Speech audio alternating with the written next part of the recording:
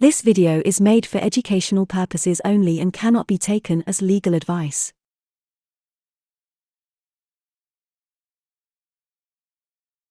In this video we are going to take a look at common law defense for self-defense. And always remember, knowledge is power. The use of force to protect oneself from an attempted injury by another, if justified. Self-defense is a defense to a number of crimes and torts involving force, including murder, assault, and battery.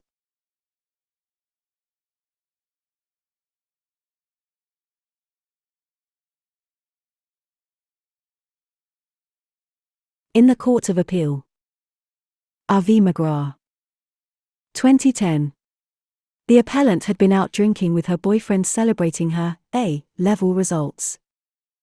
They both became heavily intoxicated. On their return to her parents' house, an altercation occurred. He hit her, bit her and spat on her 3 times. She grabbed a knife from the drawer. She claimed she wished to frighten him into stopping, but that he impaled himself on it. On the issue of self-defense, the trial judge in his direction referred to Section 76(3) Criminal Justice and Immigration Act 2008. Relating to intoxicated mistaken belief that use of force was necessary to defend oneself. The jury rejected the defense and she was convicted of manslaughter. She appealed, contending that since she was actually under attack rather than acting in the belief that she was under attack, the trial judge was wrong to refer to this. Held. Appeal dismissed.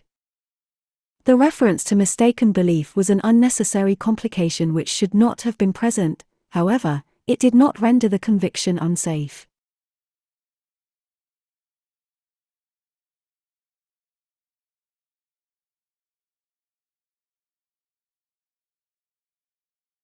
In the Court of Appeal.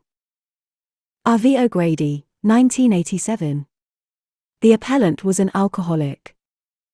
He had spent the day drinking large quantities of alcohol with 2 friends.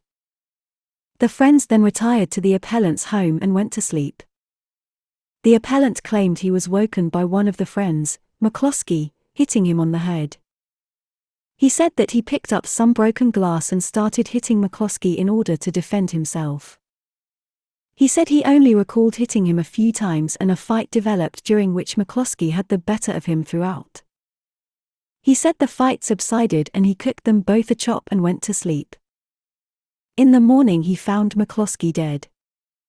His death was caused by loss of blood.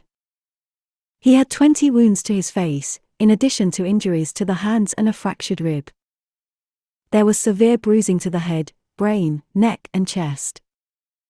There was a fracture of the spine caused by the head being forced backwards. There was a fractured rib. The blows to the body had been delivered by both sharp and blunt objects. The trial judge gave the following direction in relation to self-defense. It might be a view that you might take, I know not. That this defendant thought he was under attack from the other man mistakenly, and made a mistake in thinking that he was under attack because of the drink that was in him. If he made such a mistake in drink, he would nevertheless be entitled to defend himself even though he mistakenly believed that he was under attack. He would be entitled in those circumstances to defend himself.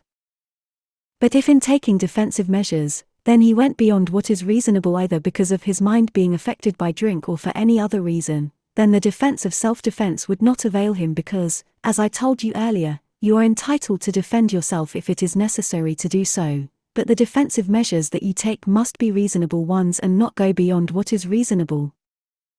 The jury convicted him of manslaughter and he appealed, contending 1. Whilst the judge was correct to refer to mistake induced by drink in connection with self-defense, he was wrong to limit the reference to mistake as to the existence of an attack. He should have included the possibility of mistake as to the severity of an attack, which was the most likely possibility on the facts.